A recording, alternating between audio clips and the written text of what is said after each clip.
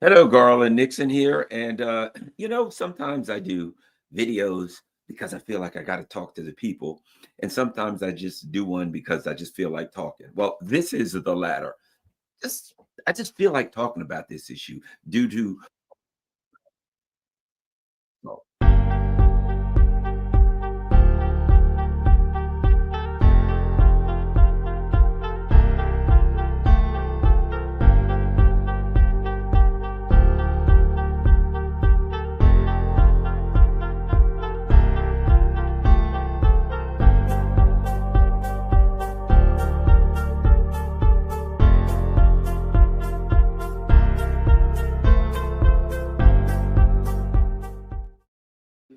hello, all Garland here. And I'm going to talk about the state of politics in the US, the state, and in particular, of this so-called two-party system that we have. Very, very interesting times that we're in. Interesting times. And what we talk about a lot are in the US are for the most part, we don't even talk about politics anymore. We talk about people. So today I'm just going to blather on a while about my thoughts on politics and do with it what you want. Let's start with where the people are, right? The people and in the two parties. We'll start with the Democratic Party. I'm going to go a couple different places. I think, and not just the Democratic Party, let me put this a different way. One of the issues that people like me have, right? Again, what do I say? What is my view on politics? How do I evaluate politics? I'll put it like this for those who don't know or understand. As though I were an alien that were dropped on this planet. And I don't have a party. I don't have anything. I don't have an ideology. I don't have a race, a religion, a height, a weight, God forbid, I would say gender. Then I guess I'd have to go do a movie in Hollywood. But you get my point, right? To try to be just a bland amalgamation of atoms, taking in data. What the hell's going on here? I know I can't do that. I have an ideology, but that is my goal. That's what I try to do. Try to figure out what the hell are all these crazy people doing, right? As who was the comedian that said, being in the United States is like having like a first class seat in an insane asylum, right? Well, let's start here. One of the big issues is the politics of personality as opposed to the politics of policy, right? Right now, if you talk to a Republican, they'll tell you about Biden. They can tell you about Adam Schiff. They can tell you about all of the various politicians that they hate, the list of people that they hate, the list of people that they like. You go to the Democrats, there is nothing else in Democratic politics other than Trump. If you talk to the rank and file Democrats, everything is about Trump. Interestingly enough, and ironically enough, paradoxically, whatever word you want to use, enough, the Democrats have turned Trump into a god. He is a god, man, to the Democrats in this twisted kind of way. In the same way that and these things are inextricably connected, in the same way that the intelligence community and the so-called media turned Vladimir Putin into a god. Right? Anytime you talk about a person all the time, he's going to do this. He's taking Ukraine. He's going to take Europe next. He's going to take the world, and it turns into this like the anti-superhero, the Lex Luthor, right? So what you end up with with the politics of personality is the face of evil in the face of good, right? You end up with pure good in the universe fighting good evil. And that's who we are. And of course, it always works out. My side is pure good, and whoever we disagree with or oppose or whatever is pure evil. And you end up with countries that don't even exist as countries anymore. When I say Russia, if you're a member of the political class or the media class, you're like, who the hell are you talking about? You mean Putin? Putin's going to do this. Putin's going to do that. Putin's taking this. If I say Venezuela, if you're in the political pundit class, the media class, the political class in the US, Venezuela, Maduro's going to do this. Well, what about Syria? Assad's going to do this. So in order to manipulate our minds, right, in order to help to create a dynamic where people only saw politics, foreign policy through the lens of heroes and villains, good and evil. And they're no longer countries anymore. There's an evil leader in the country. And deviously, diabolically, what they did was then the country, the country of Putin, the country of Venezuela, the country of Assad. And they're so evil that as the good guys, we got to come in and protect their country from them. Right? We're the good guys. We got to come in and protect Russia from Putin. Why? We got to protect the Chinese people from their government. We got to protect Assad. So that way, when we go in and overthrow the government and steal all of their stuff, the people support it. And the people are like, well, we got to do that because we got to protect the people from their evil leader. Oh, how nice are we? Interestingly enough, if you go to Maduro, I mean, if you go to Venezuela, which I've been to, and you talk to the people and you look at the realities on the ground, you find that he's highly supported and he wins every election easily because the people there support him. The people there understand that they're suffering because the United States has literally sanctioned them to the point where they lost 99% of their oil revenue. And the U.S. then says, look at Venezuela, their economy doesn't work. Well, I guess if you lose 99% of your salary, your personal economy won't work, will it? So my point being, we've got to go in and we've got to save Russia from the evil Putin. He's a dictator. Really? What kind of dictator he is? A dictator whereby the United States' own polls, by the polls that we have paid for, 86% of the people supported Putin and intended to vote for him. And then the polls came and he got 87% of the vote. And the U.S. said he stole the election. Well, that's interesting because I guess he only stole 1% because our own polls said he had 86% support. If you look at the polls in China, the U.S., oh my gosh, Chinese government. Now, we don't have to use a person when it comes to China. Because when it comes to China, we got communism, the ultimate evil to talk about, right? And so in China, you say the Chinese communist government is oppressing their people, really. And what do our own polls say about the Chinese support for their government? Over 90% of the people. Polls are anywhere from 90 to 96% of the Chinese people support their government. But we got to protect their government from their evil people because they have no rights like us. We're like 9.9% of the people here, rather than 90% there, like, single digits support the government. So it is a method of brainwashing, of somehow convincing the American people that our government are the good guys, and that when our government, the U.S. empire, goes around the world overthrowing governments to steal their resources, that somehow we're doing it for kindness and goodness. And this is one of the things that got us to where we are today, because creating the dynamic where people see foreign policy through the lens of heroes and villains inevitably meant that it was going to come home. So what do we have now? Look at the Democratic Party, the Republican Party. Look at these two parties, sad and pathetic excuses for parties. And of the two, I must say, the Democratic Party is far more unstable than the Republican Party. It's a disaster, but the Republican Party is no barrel of monkeys by any stretch of the imagination. We'll get into all of that. So what happens now if you talk to the Democratic Party? And might I add, over the course of years, I think this is important, an important dynamic, historic dynamic. There are various factions of the ruling elite. There are various foreign policy factions and political factions in the DC, in the nation, that rise to power. And when this particular political faction rises to power, they take the steering wheel, they guide U.S. foreign policy, and for the most part, domestic policy, right?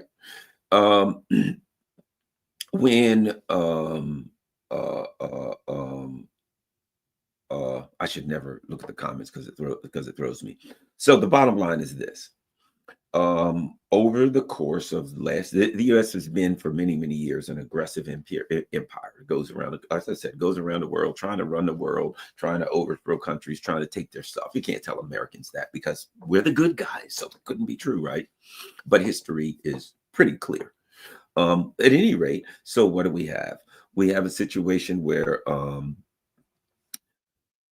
I'd say going really into the 90s, the neocons really came to their ascendancy. They ascended to a point where they had the steering wheel on foreign policy, where they had full grip on the wheel. And I would say around the entrance of of George H.W. Bush. He brought in people like Richard Pearl. He brought in people like Paul Wolfowitz. Now, the interesting thing about Pearl and Wolfowitz, and all of this is important, and Doug Feith and Kenny Adelman, I could go on and on and on. These are pure neocons, very extremely Zionist and extremely fascist, very warmongering people. They came in with George Bush. Bill Clinton set the table for that. He started bringing them in, and then George Bush, Clinton set the table. Bush served the meal, right? So the neocons are in the ascendancy. Here's the interesting thing about that. These neocons, the Pearls, the Wolfowitz, right? They came from the the Democrats. They were assistants, a lot of them, that worked with a guy named Henry Scoop Jackson. Scoop Jackson was an extreme neocon, and he was a Democrat and a senator. And I'm pretty sure he was a senator. And as an example, right now in London, there's this unthinkable pro-war neocon institute called the Henry Jackson Institute, the Scoop Jackson Institute. So realistically, the most brutal, vicious, knuckle dragon, fanged neocons that you could find, they had their origins in the Democratic Party, and then they moved over to the Republican Party. Why? Because they don't have a party affiliation or ideology. They're fascists, and wherever they could find a place to push forward their policies, they're going to do it. So they get into the Biden, and this is important to understand where we are today. So in they come, and there they get their war on terror, right? And they're going to the Middle East because they're first and foremost, they're super Zionist, right? They're going to run Russia through the Middle East and anywhere else they can, and eventually they're going to get to Russia, right? Okay, so the neocons rise to ascendancy, and I would argue around 2000, and they're just knuckle dragging fascist apes, and they bash the hell out of everything they can, and they drag this country and turn it into, it already was a very warmongering country, but they turn it into Nazi Germany. They're going to overthrow country after country, and sooner or later they're going to get to Russia, and they got to do all this stuff, and at some point they're going to get to Russia and China. They're going to bash them to pieces too, right? And they are in the they're in the Bush administration, and they've risen to ascendancy, and they're now in power as far as foreign policy in the in the Bush administration. In comes Obama. Obama brings in Hillary. Hillary's one of them, and she brings in a bunch of her knuckle dragging apes, and they go very nicely from the Bush administration. Remember, Victoria Nuland, who is kind of a right-hand man, as it were, of Hillary Clinton and Joe Biden and Blinken, etc. She was Dick Cheney's assistant. So we get a continuity, right? And they bring this mentality. And part of the mentality is this. The American people won't go along with us if they really know what the hell we're doing. So we got to brainwash the hell out of them. We got to lie to them. We got to cheat them. We've got to propagandize them. And in doing so, they were successful. But the good news is you were successful. The bad news is you were successful. You now have a populace who is has no true understanding of foreign policy or politics. And now the only thing they understand is there's heroes and villains, and there's super villains. That would be Putin or whoever, Xi or Maduro, right? They're out there. They're super villains and super villains here. So at any rate, what happens? At some point along comes Trump. The things fall apart.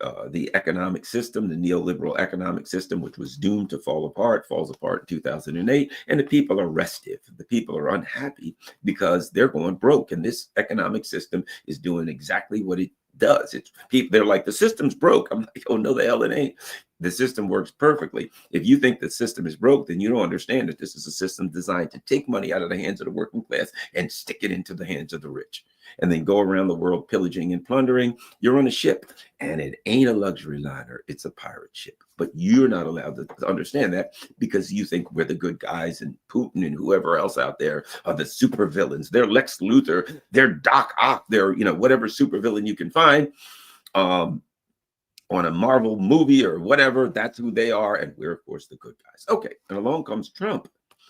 And because he was something different, because he wasn't maybe as compliant with foreign policy as the neocons wanted, right? This is not Trump is good, bad, or indifferent. This is that Trump was something different. He wasn't completely on board with the neocons. Some things he was, some things he wasn't, right? More transactional, more thinking business. So what do? They gave him the Putin business. They gave him, literally, they gave him the Assad, the Maduro business. Now this whole machine said, okay, we got to turn Donald Trump into a supervillain. And enters, and this is critical, very, very important, Russiagate. Russiagate is very, very important in the history of U.S. politics. The books that will be written on that will be numerous, and the delving into it and how that changed politics in the United States will be very, very interesting, and people will be doing it for many, many years. And why is that? You know, a lot of people that listened to me during the period of Russiagate, right? I was doing my shows here and there, and of course, I was doing my show on Pacifica in DC, WPFW, and I was never fooled by it. From the very beginning, I said, this is the most preposterous, absurd conspiracy theory. For God's sake, you guys are talking about QAnon.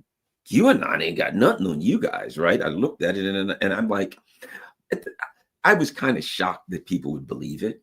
I remember I had a good friend of mine, a great guy. I was doing a show in the Pacifica studio one weekend, and this whole Mueller one Friday, and the whole Mueller investigation was going down. And I had a friend of mine in there, and he says, you know, I think Mueller's got something on Trump. I think Mueller's going to get Trump. And I looked at him and I said, I would sooner believe that Donald Trump is going to jump off the roof of the White House and flap his arms and fly to the ground than I would believe one single accusation in Russiagate. It is preposterous. It makes no sense.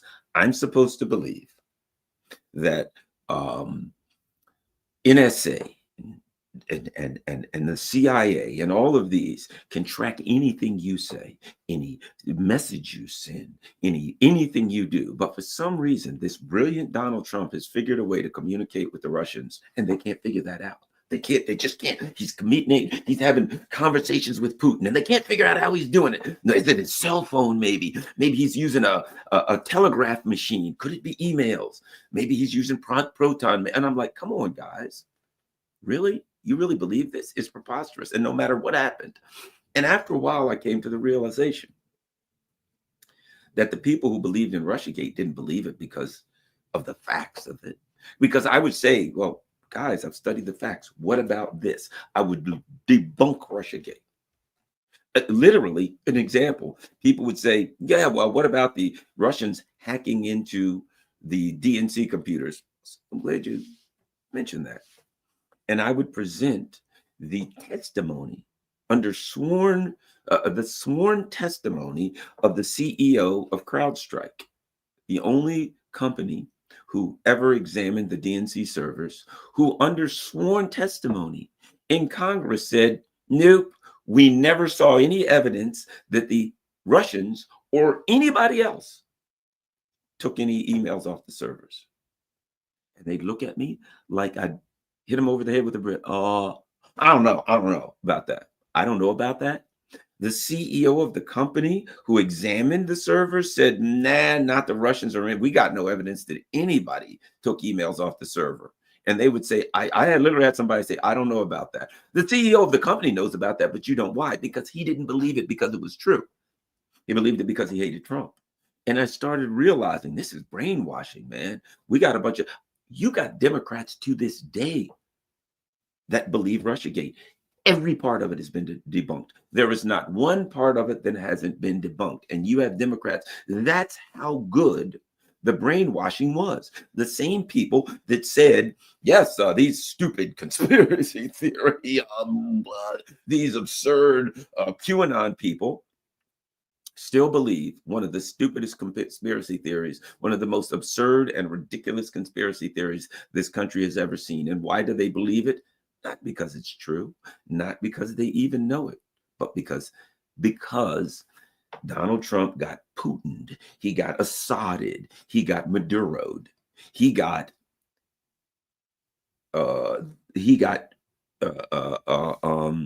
created into a worldwide crime figure, a mythical evil being. And once they were able to do that, once the powers that be were able to paint Donald Trump as this horrible being, any allegation they made against him would be accepted by those who saw them as a being. That wasn't rational. They didn't. I've had people say to me, Garland, oh, I don't understand why you don't believe Russiagate. Now, and when I try to say, as a former investigator, look, let's take it apart, which is my nature. Let's look at it. I will present the evidence to you. Now, I'm thinking like an investigator, right? Which I was. I'm thinking logically. I can't help it. I'm a very logical person. And logically speaking, if you believe something, if I say, here's the evidence, then you have to look at the evidence and say, I believe it or don't believe it based on the evidence. They never believed it. If anything, as Voltaire said, any belief that is not founded in reason and logic will not be swayed by it.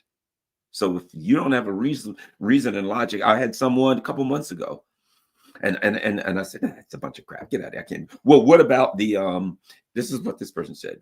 What about the Trump Tower meeting? I said, good question. What about it? Well, when Trump tried to get evidence from he tried to get bad stuff from the Russians. I said, well, tell me about it.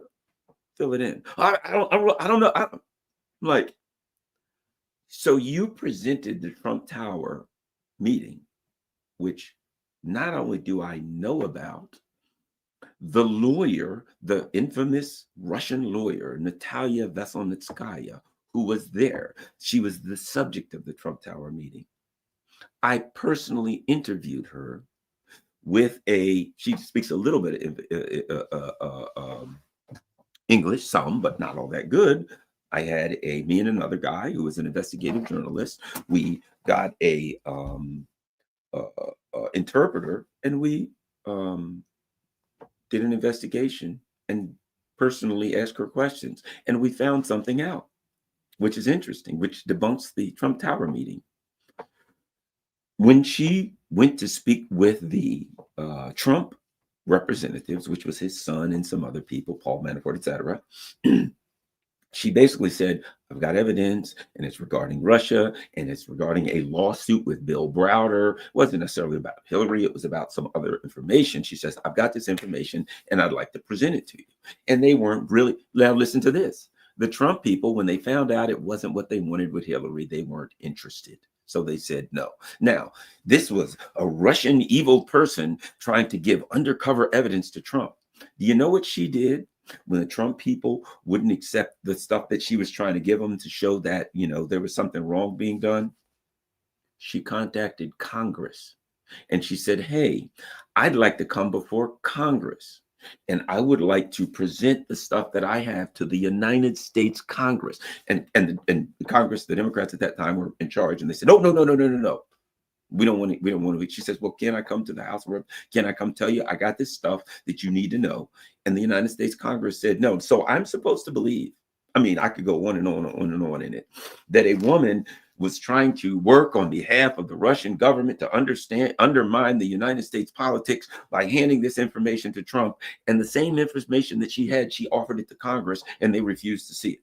When you look into every single thing that you look into, you got people that still believe the Steele dossier that has been thoroughly debunked, that the FBI admitted that they looked into the Steele dossier, and you know what they found? They found the person who gave all of the information to Christopher Steele for the dossier and interviewed him. And he told them, it was just drunken talk in a bar. I didn't think anybody would use this for anything. Where'd you get it? He literally got it from the person who was one of the former leaders of the Hillary Clinton's campaign in Virginia, Chuck something or other. So the Steele dossier was paid for by the Clinton campaign and originated from a Clinton campaign operative, not from Russia. And the FBI knew it, and they used it anyway. And they pretended as though it came from some Russian insider, even though they knew it didn't. And they presented it to a court 17 times without telling the court that it was nothing but cooked up falsehoods that paid for by the Clinton campaign and created by the Clinton campaign. So when you start looking into Russiagate, it's the biggest piece of crap you ever seen in your life. And the intelligence community was intricately involved in that. But here's the problem. No matter how much you tell a diehard Democrat all this evidence, yeah, they can't accept it. Why? Because Trump has been Putinized and they hate Trump. He's a Republican, and therefore any allegation you make against him must be accepted. You have people that say Putin's a dictator or whoever, Maduro's a dictator, and I say, oh really? A dictator? So he just dictates policy to the country? Yeah. Tell me about what makes him a dictator. They can't answer the question. They know he's a dictator because they've been told that he's a dictator. And hey, who likes dictators, right? Everybody, we gotta hate dictators. And when you ask them, tell me about it. Give me an example. What do you need? They got nothing. They don't know why. Because in the same way that the neocons, the intelligence communities, needed to demonize foreign leaders so that they could get the voters to go along with things that weren't in the interest of the voters and the working class here, they decided, let's start it, bring it home, right? Let's do it with Trump or whomever they don't like. Whatever the latest person that's hated, the media, etc., they demonize the person, and those who hate the person will say, I believe it.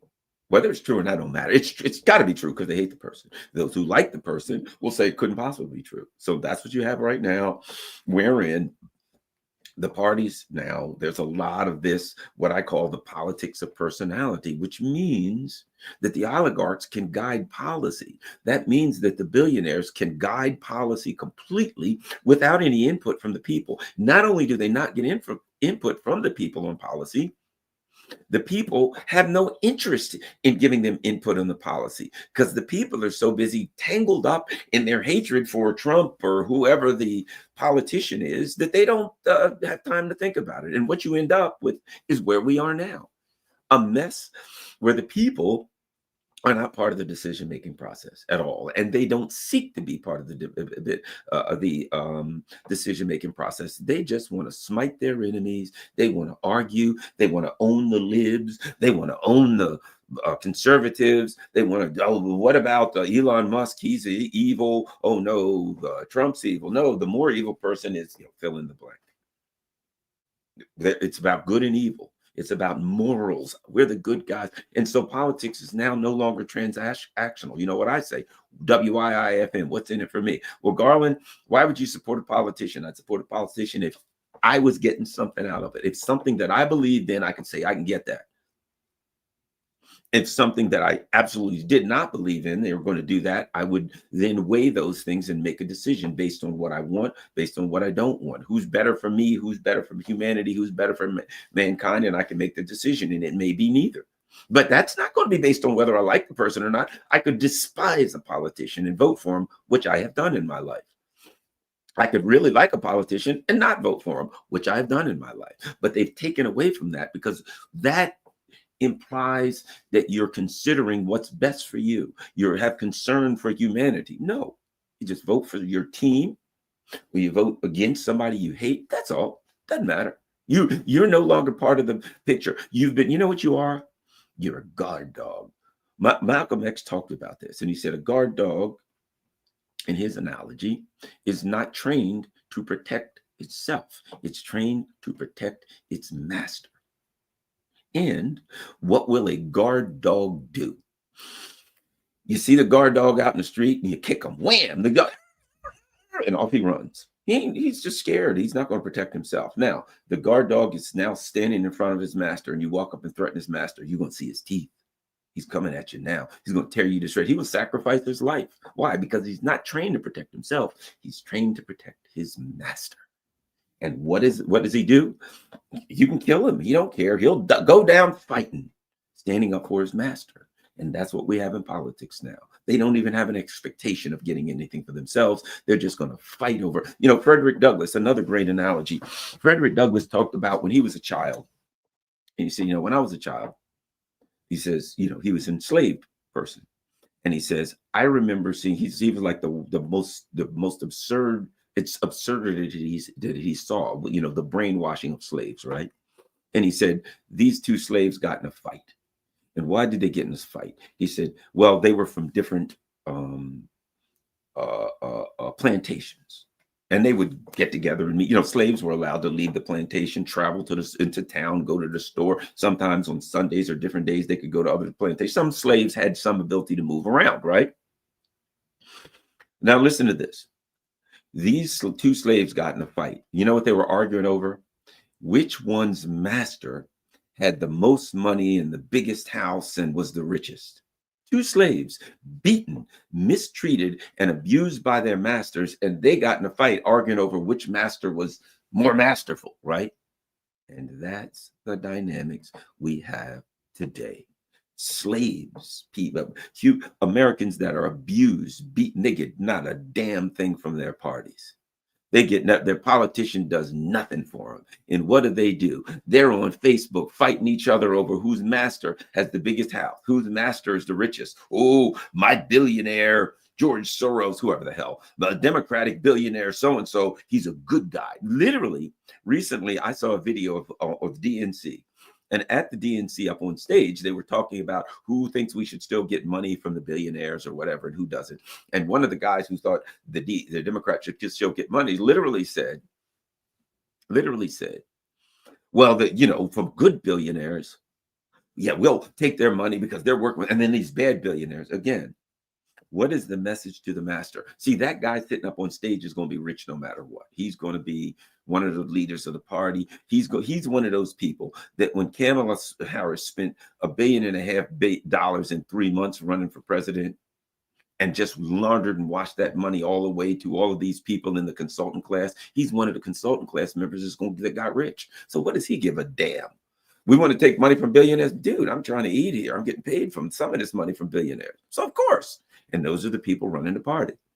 And ultimately, what happens? The poor little bastard on Facebook who's posting about how bad Trump is and how good the Republicans are and how bad Elon Musk is and how good some billionaire that supports the Democrats is doing nothing.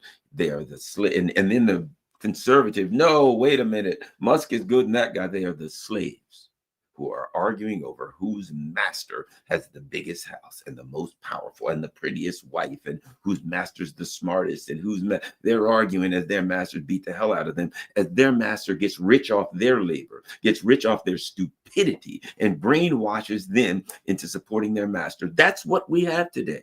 Slaves arguing over whose master's the richest. Bad news for you. You're making your masters richer. And until the slaves come together and say, let's run away, until the slaves go back to what Malcolm X said, when somebody comes to the field slave and says, do you want to run away? The field slave's life is so miserable that he says, any place is better than here. Let's take a run. And as long as the American people are standing around like guard dogs, throwing their lives out into the trenches on behalf of their billionaire masters and then fighting each other over whose master's the richest, they're going to keep getting what they're getting. And you know what they're going to do? They're going to get mad at me. How dare you? Don't you know Trump, so-and-so, so-and-so? Well, don't you know the Democrats are actually better than the Republicans? You know what that is? That's the slave saying, well, wait a minute. My master's better. Well, how much do your master beat you? My master only beats me 2 days a week. Oh, yeah? Well, my master only beats me 1 day a week. Ha, ha, ha. Your master's beating you, dude. Run away. You're arguing over who gets beaten the least. My master gives me gruel and a slice of bread and some cornmeal mush. Oh, yeah, my master gives me a slice of pork bacon once a week. Ooh, man, pork bacon once a week? I'm going to have to talk to my master. Maybe I can get that too. That's where we are in politics. A bunch of idiots arguing over who gets beaten the least, who gets the most cornmeal mush. And every now and then you get a slice of that pork bacon. Isn't that nice? It's pathetic. And the billionaires are sitting around laughing their asses off, rubbing their hands together and telling you that it was Russia that caused Trump to, it was the Russiagate, that Trump was somehow found a way to communicate with the Russians that NSA couldn't figure out. And you don't know anything about Russiagate, but you believe it because you hate Trump. It's a sad and pathetic time. And that's why I say that U.S. political system is in shambles. It is in absolute chaos. Let me add this. Let me go to COVID. Another profound time a very profound time in US politics for this reason. Because COVID, which was uh, uh, a bug, it was a bug. Now, we can talk about where it came from, where it didn't come from, all that kind of stuff. I'm going to talk about the political reaction to it. And I said, political reaction. Here's the bottom line. If I get the flu, is that politics? If I get cancer, if I get a hangnail, is that politics? No. If a lot of people are getting cancer or getting some heart problems or getting twisted ankles, whatever, right? And it starts to spread, then the government will likely make some kind of a policy on it, right? And the discussion is really less about the disease than it is about the government policies. So COVID came, and what happened? The government was able to then use the same tactics, whether it's for Russiagate, whether it's to demonize Putin and Maduro and Assad and the Chinese Communist Party and whatever brainwashing techniques they use for these poor bastards out here to believe everything they see when they turn on the news. They were then able to utilize that to turn what was a disease into a political football. And now you're separated into two groups. There's the Democrats. Why, we're the pro-COVID people. We believe in science. They actually said science. This is about science. And in reality, it wasn't about science. It was about government policies. As they say about life, it ain't what happens to you in life that determines what your path. It's how you react to what happens to you. If somebody punches you in the face, you can turn around and walk away. You can call the police. You can charge them with something. You can pull out a gun and shoot them. All of those things have consequences. So the decision as to how you respond to somebody punching you in the face or threatening you, there are people that are dead right now, that are dead or in jail because somebody said something they didn't like. And they couldn't walk away. And they said, I'll fix you. And they got in a fight and they accidentally killed. They pushed the person bumped their head, the person died. Now they're dealing with a manslaughter charge. Now they may or may not be in jail. Their life is turned upside down and ruined. They got to live with the fact that they killed somebody, or they get in a fight, the person kills them and they're gone, or they go to jail. So it's not what happens to you in life that determines your path. It's how you respond to what happens to you. COVID, the actual illness, was not the issue. In the United States and a lot of countries, they just responded how they wanted. Some countries said, we're going to lock down and we're going to do this. Sweden said, you know what? We ain't really doing nothing. You can wear a mask if you want to. You can do what you want to. We ain't really going to make a big deal out of it. That ain't how we do things. Okay? That was their decision as a country. Sweden was demonized. And people were like, can you believe what Sweden's doing? I'm like, Sweden's an independent sovereign nation, supposedly. They can do what the hell they want to. Yeah, but they're all going to get sick. They're a sovereign nation. They have an illness, and however they choose to respond to that illness as a nation, it's their nation. Leave them alone. What are we doing? What right do we have to tell Sweden or anybody else what to do? Haiti, whatever, right? We will find out. Time will tell. You're talking about government response to an issue. Now, I've had my thoughts on COVID. You can go to my Patreon, and I have an interesting video on the origins of COVID. But whatever the case may be, what we had was a disease wherein the disease wasn't turned into a political football. The response was. How the government responds. And there were those of us who said, well, anytime there's government policies, we have a foundational mistrust for the government. So we're going to be skeptical of those policies. We're going to question those policies. And of course, a lot of us were demonized and we were called names. You're an anti-vaxxer. There are people that were literally vaccinated and said, I got some questions about the vaccine. You're an anti-vaxxer, even though you're vaccinated. And you only have questions about the government policies about the vaccine, right? Nope, you had to be demonized. Why? Because we only had two groups. We had the good guys and the bad guys. And you had to put people into one of these two boxes. What about Garland? Well, Garland's questioning COVID policies. Oh, that's easy. He goes into the bad guys, the anti-vaxxers, the whatever. What about this guy? He thinks the government's doing great. He's got a picture of Fauci on his back behind him on his wall. Oh, there you go. He's one of the good guys. That's what it came. There was no, let's have a logical discussion. Let's look at the facts that we have and try to figure this thing out. Where the hell did it come from? It's okay to ask where it came from. It's okay to be suspicious. It's okay for one guy to say, I think it came from nature, and one person to say, I think it came from a lab. That's good. Now let's have this person and that person put forward all the evidence that they have, and let's try to evaluate the evidence, right? Great, wonderful. That's a logical thing to do. Nope. During COVID, what do we had then again? You were going to get Putined. Either you were on the side of good or on the side of evil. And I still remember a poll, and the poll said that Democrats, it was like, should people who aren't vax be allowed to go outside? And like 66% no. Should they lose their rights? And it was like this a huge amount. Oh, yes. Should they be put in concentration camps? Literally, what's the guy's name? The so-called famous philosopher who, Chomsky. He said, oh, yeah, they should basically be put in concentration camps. Well, how are they going to eat? That's their problem. In other words, I got an idea. The people who don't want to get vaccinated, let's just kill them all. Right? It was absurd. It was preposterous, but it made sense based on the brainwashing techniques and the manipulation techniques that had been used on foreign policy. And now they came home to roost. And now the people couldn't have a discussion. They had to put people into two categories, good or bad.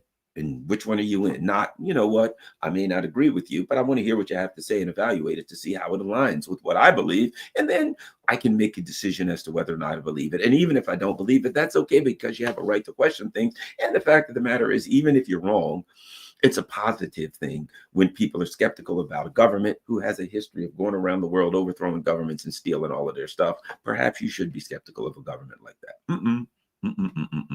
Now, what happens? The Biden administration comes in, and at that point, COVID's on, and we are fully divided. At that point, the neocons, their foreign policy has been successful. They have brought it home, and in the same way, let me give you a quick example of where we were when it came to the media. All you got to do is look at the foreign policy, and you'll get domestic policy.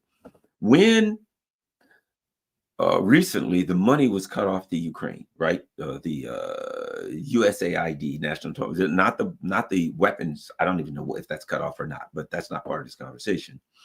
Sometimes it seems like it is, sometimes it seems like it isn't, but who the hell knows? We'll find out. And at this point, it doesn't matter. It is what it is. I was speculating about it, ain't going to change it. But what's interesting is what we found out was Trump cut off the other monies. And we found out that 90% of all of the media in Ukraine was paid for by the U.S. government. 90%. In other words, they didn't have any media in Ukraine that the United States control. You know what happened after the Russians entered the conflict? Mr. Zelensky appropriated all the media and said, we're only going to have one thing of media, and I'm going to pay for all of it, and we're going to completely control it. He outlawed all other parties except his, and outlawed any other media other than this one state-run media. And now we found out that the U.S. government was paying for 90% of that. So media outlets, websites, so-called independent bloggers, you name it. The United States was paying for 90% of all of that, which means they didn't have any media, did they? Which means it was just a gigantic propagandized country. And literally the U.S. government would say, we learned this. How do you know? We saw it in Ukrainian media. Really?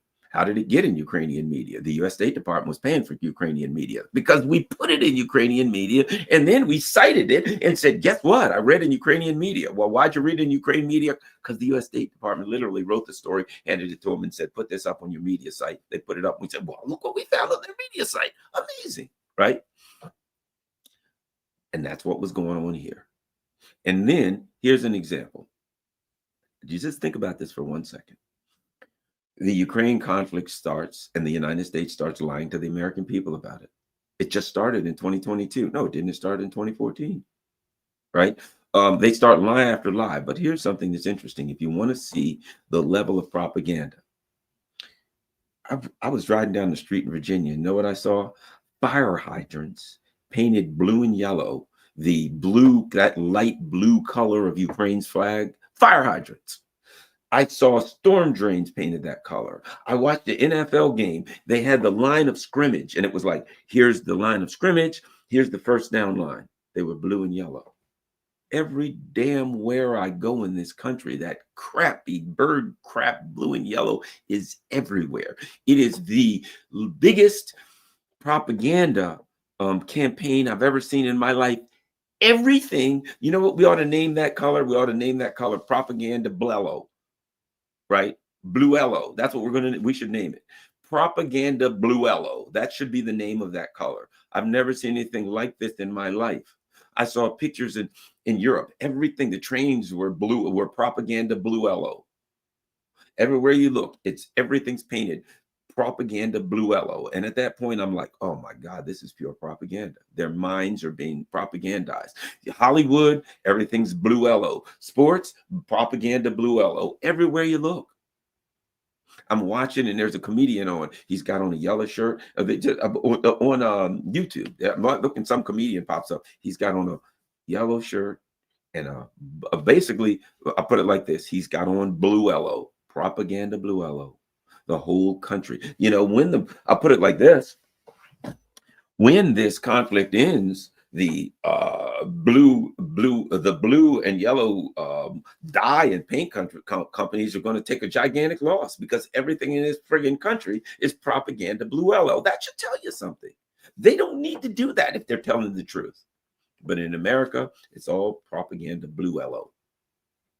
And now, what did we end up with? So let's talk about this, about politics.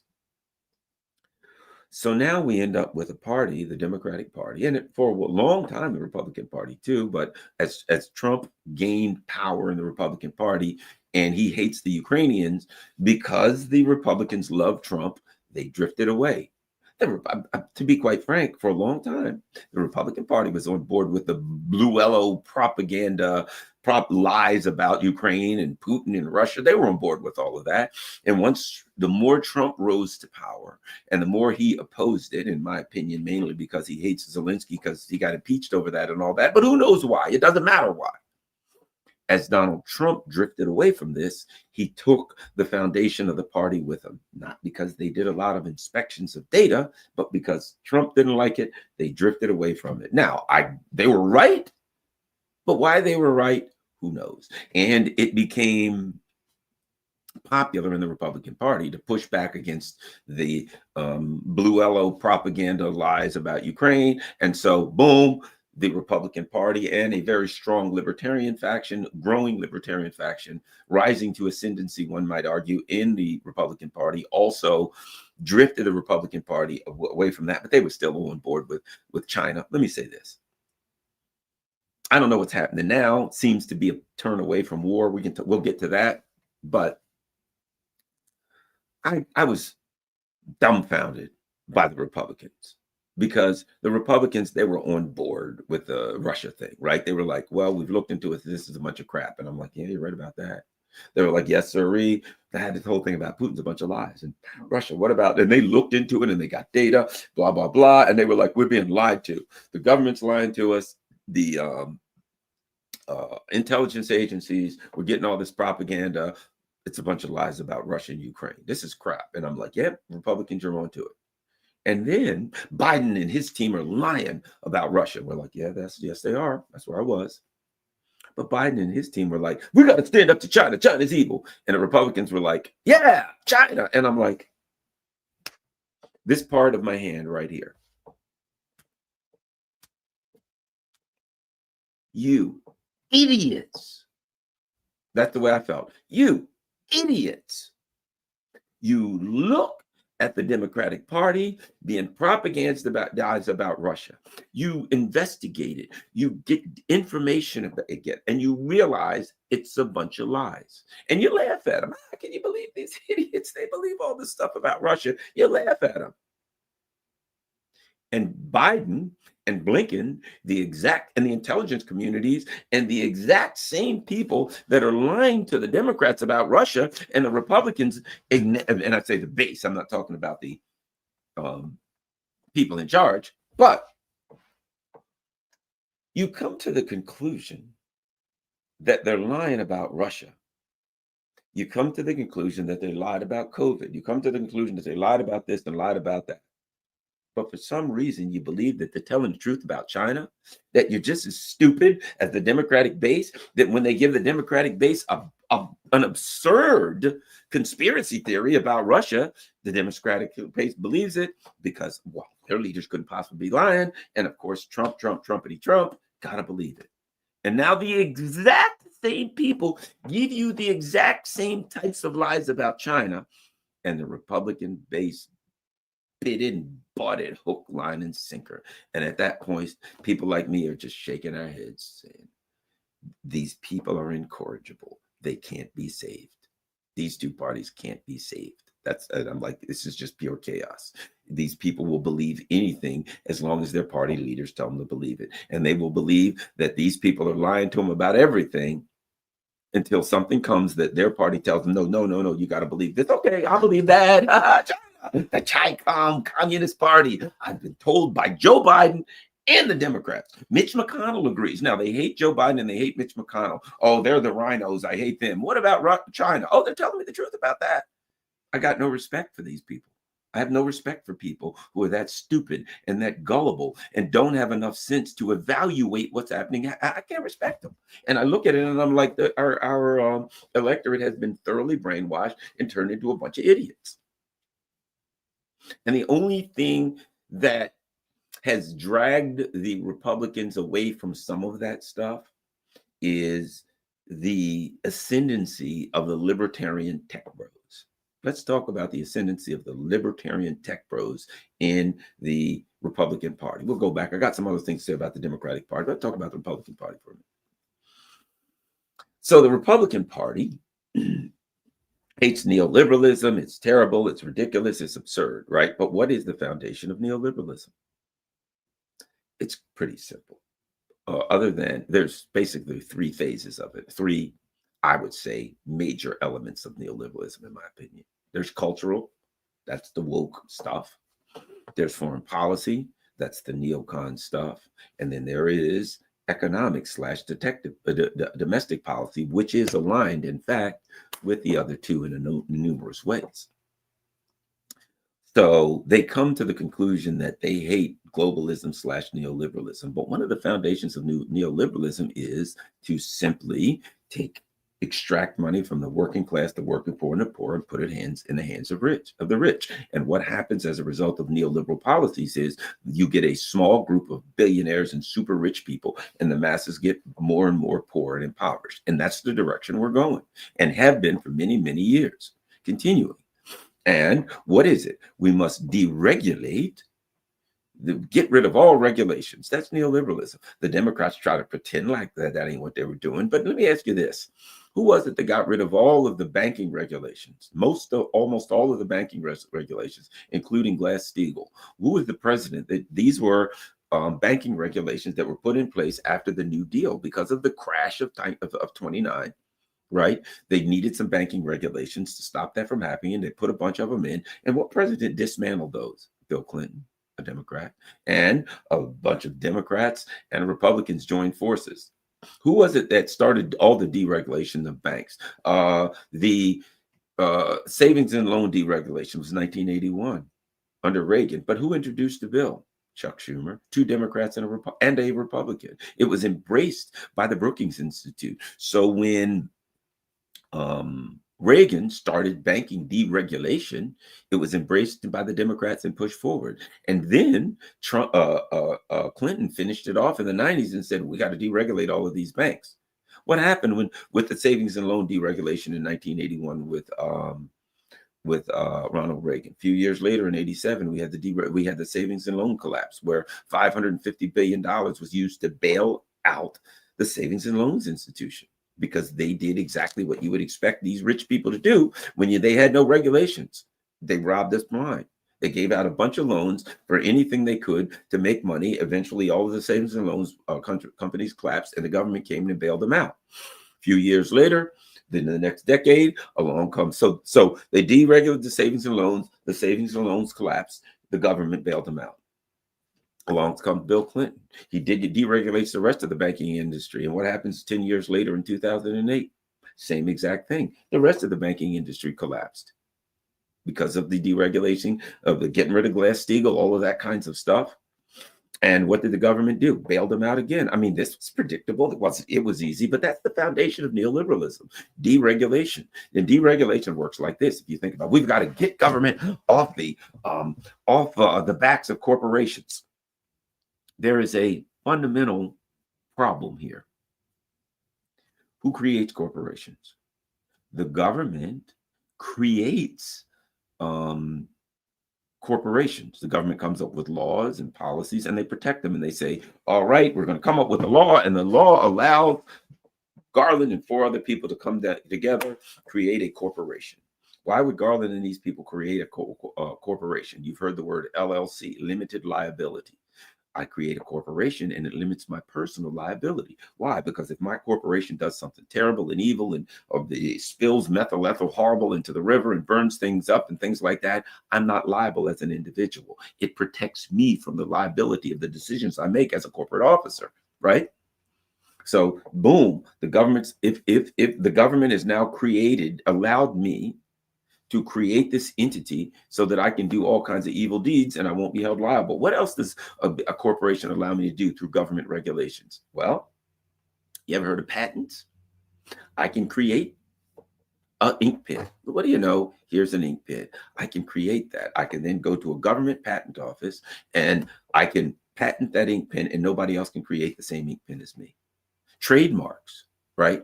Intellectual properties. So it allows me to trademark a word or a phrase. So now what is it? The government has created an entity that I can create through government laws and regulations that limits my liability, that protects my copyright terms, that protects me through patents, right? What a great thing.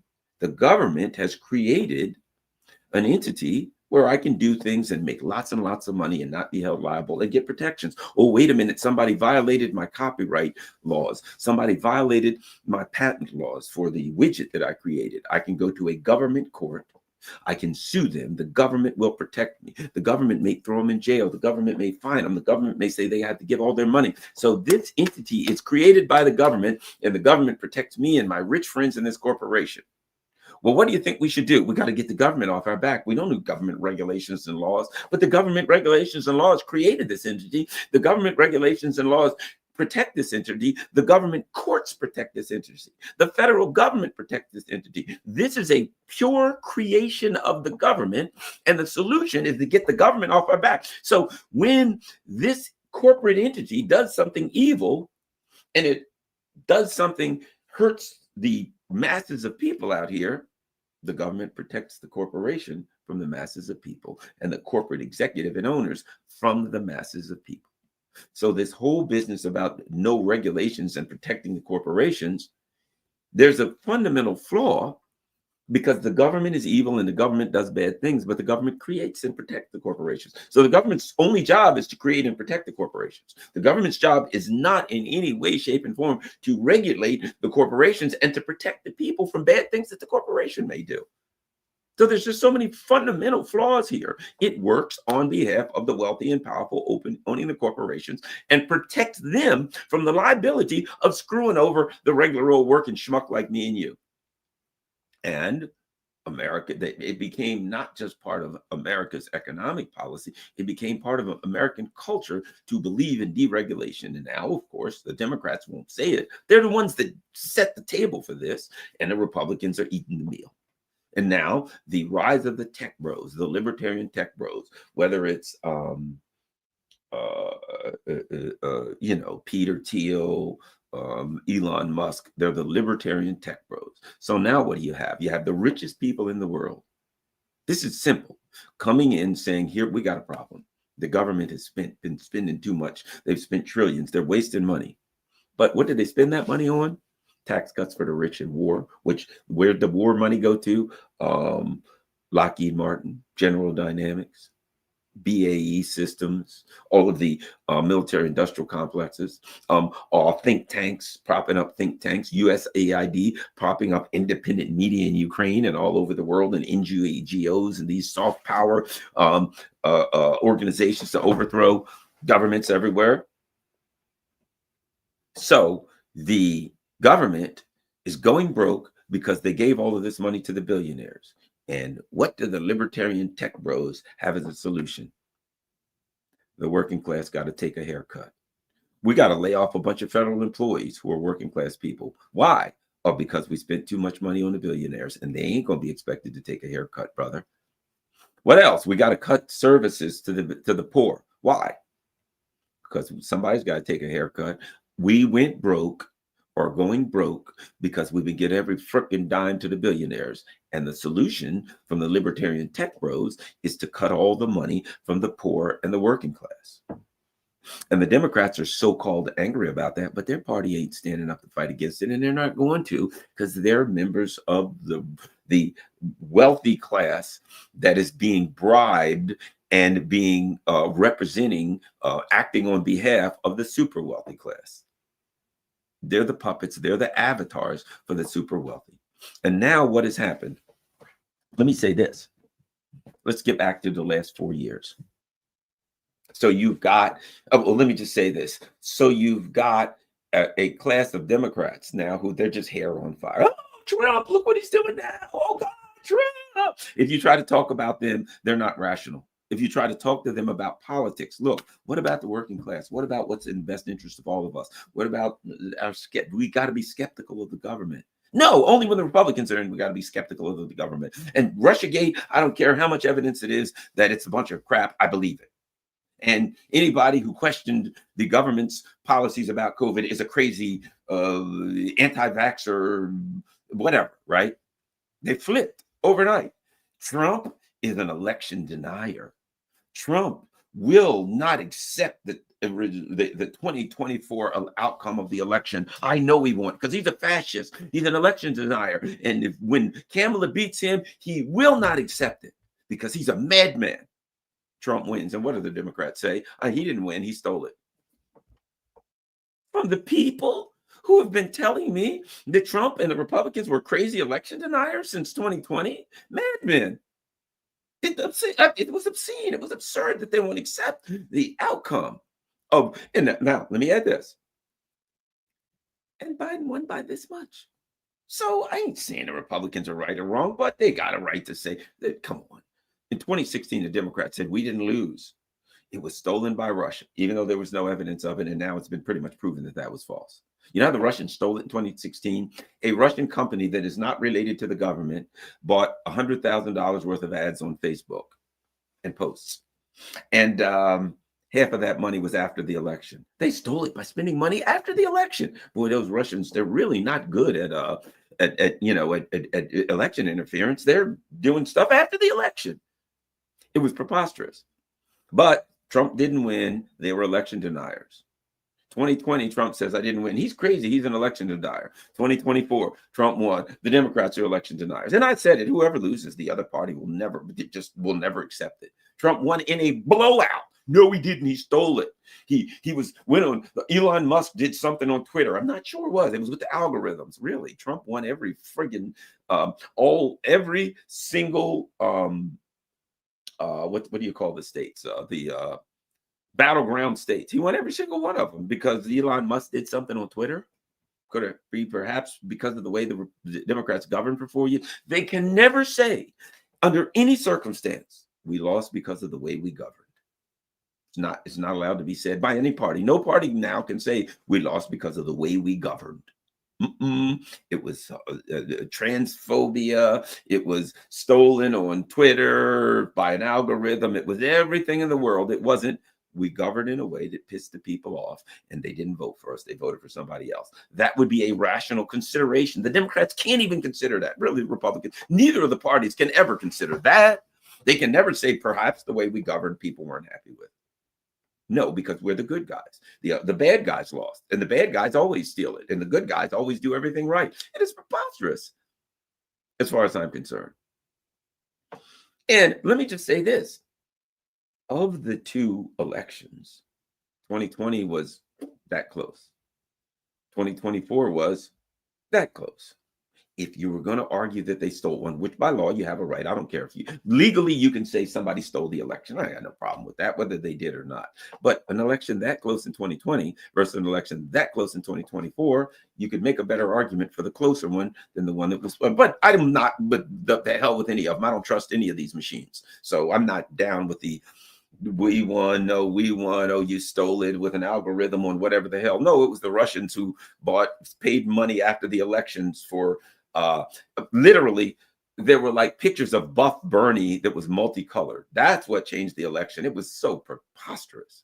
Russiagate is one of the stupidest conspiracy theories that I've ever seen in my life. And to show the deterioration of the Democratic Party, these poor bastards still believe it. They don't know anything about it. They obviously don't, because if you know anything about it, you couldn't believe it. The only people that believe it are the people that know nothing about it. And of course, after COVID, no matter what comes out, they will never believe anything that the government did anything wrong, said anything wrong, lied to them, knew something that they shouldn't have. Yeah, it's a sad state of affairs. And now the Republicans are ready to join with Elon Musk to screw over the working class people, to deregulate everything. And of course, now the way the knuckle dragging apes in the Democratic Party were doing, they were going to get us nuked. They so demonized Russia that they had these poor fools convinced that we should go to war with Russia over Ukraine. People that never heard of Ukraine 10 years ago. Know anything about it. What do you know about Ukraine? It is an independent sovereign nation. Well, I think we know better than that. The United States was paying 90%. We paid the salaries of every policeman. Think about this, Ukraine. Every policeman, every fireman. We paid the pensions, their equivalent of their Social Security. You know who paid it? We did. Every newspaper and website and everything is independent. We paid it. And people thought, hey, it's a independent and sovereign nation. People like me were saying, guys, this is a puppet state. The United States overthrew the government of Ukraine and installed a puppet government. And they're using Ukraine as a political and military tool to attack Russia. That's wrong. No, they're not, Garland. You're a Putin lover. The evidence was clear. It wasn't what I was saying. The evidence was clear. And at times they would even admit it. But if you're a Democrat, you had to say no. And for a long time, if you're a Republican, you had to say no and go out and look at your blue and yellow fire hydrants. Blue Ella, what a beautiful color. Propaganda blue Ella. You know how they'll be like burnt orange, or this is sunset blue, good old powder blue. Well, why don't we go with propaganda blue Ella? What a great, what a beautiful and great color. Forever, propaganda blue Ella. We should like when you order a car. What color do you want? I'd like. Do you have a car in propaganda blue Ella, please? I'm glad you mentioned that. The interior seats are blue and outside of the car is yellow, so it comes up the propaganda blue Ella. What a great. We should always keep that. We should call it that and always keep it that forever, so that when the next assault on whatever the hell country it is, we can have up with a new color. Well, let's see, Russia's red, white, and blue. Oh, good.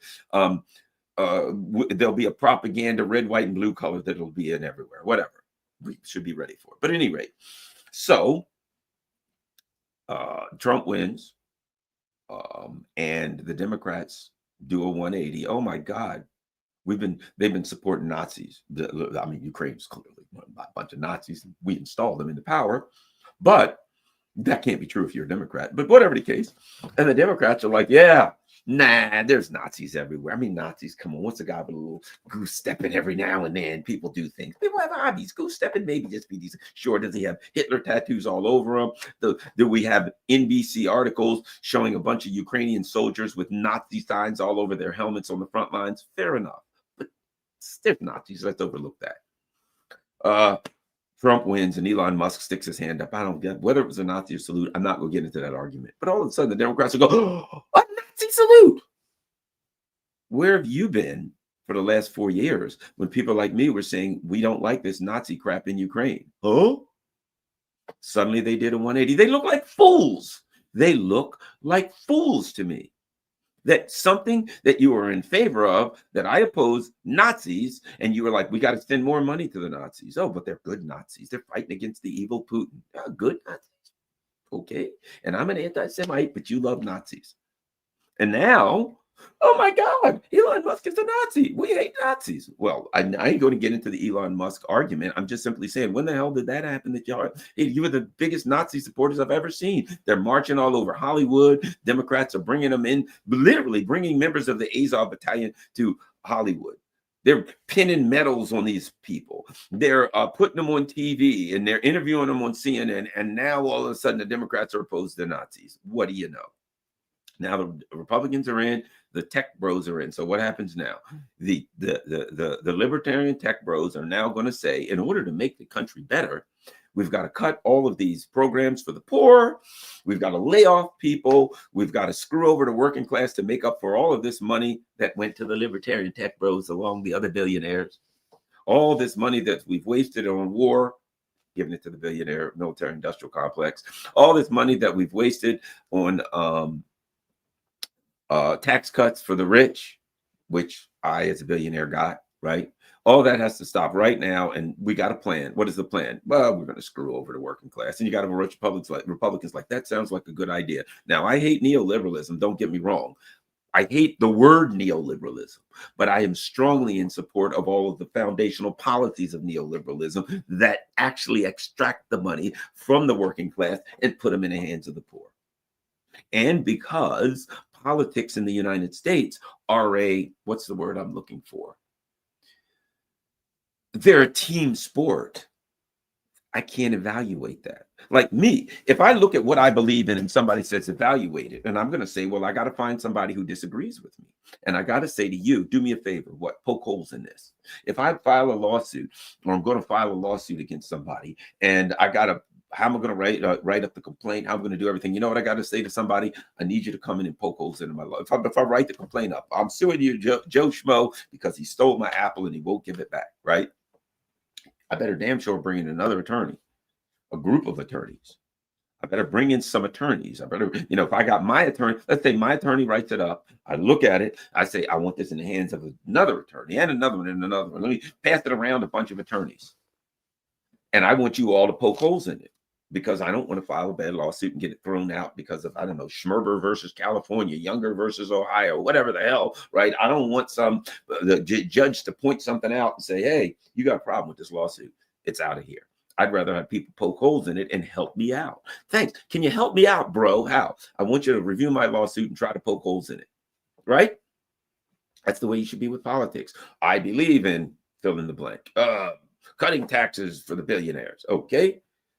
And what do you want me to do? I want you to poke holes in my theory and tell me why it's wrong. And then I'll review it again and see where, this is a team sport. You believe those things because you believe them. Your team believes them. Everybody around you believes them, and you believe them. And the concept of asking somebody to poke holes in your theory is not possible because you have a emotional attachment to your political beliefs. It's not an intellectual attachment. It is not an intellectual concept that says I need to evaluate what I'm doing and see if it works and see what's best. Nope. This is my group, and as a member of the group, we all believe this. And that's where we are, with two parties that are members of groups. And as a member of a group, my team believes that. And my team is led by Elon Musk and Trump. No, it's not. It's led by Kamala Harris and Biden. And George Soros and whatever other billionaire, or Obama, whoever. And ultimately, we get back to this. Two slaves fighting over whose master is the richest, whose master gives them a strip of bacon once a week versus only cornmeal mush. Oh, yeah? Well, my master gives me a chicken leg once a week. You just get a little bit of bacon. Oh, yeah, my master gives me a fish. Oh, yeah, take this. And they're rolling around in the cornfield fighting over whose master gives them the best. It's pathetic. Pathetic here. It's sad, the state of affairs that we're in.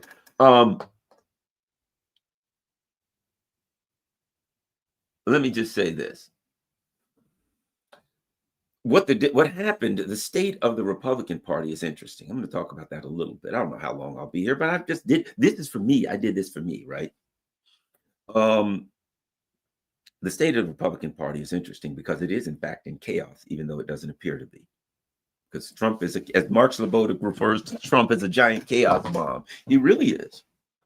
What it appears to me is this. So the Biden administration are in, and they're in there with the knuckle dragonist of fascist John Bolton. I'll never forget when Kamala Harris was running, and I saw this article, and it was written by John Bolton and some other knuckle dragon apes, and they were like, with my apology to apes, knuckle dragon apes, and it was like, why Kamala Harris should be, and I'm like, anytime you got John Bolton and Liz Cheney and these other knuckle dragon fascists on your side, you're on the wrong side, but you can't see it.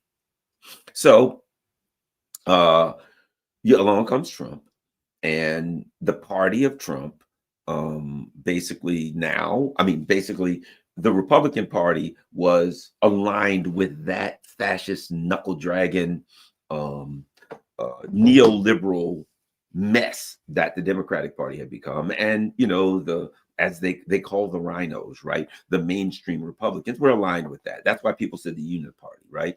But the people were flipping out. The people were flipping out. Not so much ideologically, although the woke stuff was really pissing off a lot of people, but because they were hurting economically, and the more the prices went up and the less their salaries went up, the angrier they got. And there's Trump, and Trump is a chaos bomb. And there are a lot of people who did. I know a lot of black folks that voted for Trump. They couldn't stand him, but they wanted something different. It was hope. Well, maybe we'll get something different. They didn't care what different was. You know what they wanted? They wanted somebody to go into the White House with a baseball bat and start swinging it. And they didn't care who was hit, because they were hurting. And they're like, if I'm hurting, you know what I mean? The old saying, if mama ain't happy, ain't nobody happy. People were saying, as a working class person, if I ain't happy, I don't want nobody to be happy. So they voted for Trump, a chaos bomb. They didn't love him. They weren't, oh, Trump's wonderful. He was a chaos bomb. Now, there's a MAGA foundation that loves Trump, and they got a right to. I may not. I don't love or hate him. He's a politician, but there are people that think, oh, he's great, he's wonderful. They got a right to. It's a team sport to them the same way, but I respect their right to believe whatever they want to believe about Trump. But Trump comes in, he beats the hell out of the Republican and the Democratic what would you call them? The status quo, kicks their asses. I mean, if you're honest with it, and along with the media. I mean, realistically, he slammed them all mercilessly. And the Democrats are like, you ever see Mike Tyson, the old fight where he gets the first one where he lost, he gets smacked and he's laying and he's disoriented and he's laying on the mat reaching for his mouthpiece. That's where the Democrats are. Wham! They're laying on the ground, disoriented, reaching for their mouthpiece. Ain't no mouthpiece there, Democrats. There ain't no mouthpiece. Now, you don't know how to get out of this one. You have no clue. You're clueless. You're like Hollywood. You're making movies for yourself and getting mad at the people out there because they won't make the movies that you made for yourself to teach the world a moral lesson and to show how virtuous you are. And when the people don't watch the movies, you hate the people. How dare these racist, sexist, homophobes won't come to see our movies. We hate them. You think they're going to come see the next one? You just told them you hate them. And the Democrats are now there morally. Oh, God. How dare these people vote for Trump? And this is what Democrats say. They're going to get what they want now. I hope they all die. I hope the country falls apart. I hope everything goes bad. I hope everybody just that there's a nuclear war and everybody dies. And then they'll learn that we were right. And I'm like, that's not real rational, guys. I'm kind of hoping things turn out well myself because I kind of like living and would like to have a prosperous life. I don't really suspect they would, but I'm not going to sit here and cheer for friggin' disaster. You people are maniacs. Excuse me, you're friggin' maniacs. But at any rate, let's continue. So I love you. Let me change this. It's not that you're maniacs. Let me be honest. You have been took, misled, brainwashed, led astray. You've been done dirty. They got your minds now where you're arguing over whose master is the richest, to a point where you're going to get in a fight with another slave and get your ass kicked and get beaten and be happy you got beaten because at least you stood up for your master, and you want scorched earth, everything to go to hell because you didn't get what you want. And you don't understand that you look like fools as a result of that. Let me continue. So the Republicans now, interestingly enough, are the rank and file feel as though they won, as though they took over the party. I don't. When I looked at the stage in front of Trump, and there was like $1.5 trillion worth of tech bros. Come on, CEO of Google, the CEO of every damn tech, everything in the world there. It was obvious that those were the people that was calling the shots. They were what is it? They were paying the piper and they were calling the tune. So while you as a Republican may think Trump's won and I put him in and he's going to look out for me, he'll give you some cultural stuff. Yes, he will. And but understand this. The Musks of the world and these billionaires, in the same way that the Democrats got a bunch of billionaires calling the shots, so does the Republicans, and even so does Trump. He wouldn't be there if he didn't. And if he was doing things right now that those billionaires, trillionaires, etc., collectively they're trillionaires. If Trump was doing something, yeah, I mean, people think this is the Trump people think this is his impetus. Yay, look what Trump's doing. Hooray. Trump's going to do this. Trump's going to do that. Trump said that. What do you mean? What do you think he means? What do you think he's going to do next? If Trump was do one thing that the ruling elite billionaires didn't want him to do, he wouldn't live another minute. He'd go flying off the side of the White House and it'd be splat with him. Donald Trump, my opinion is they've given him a mission. Here's what we're going to do. And I think part of it was this. And you probably heard me say this in other things. Look, the Biden administration and these apes were picking fights with nuclear powers.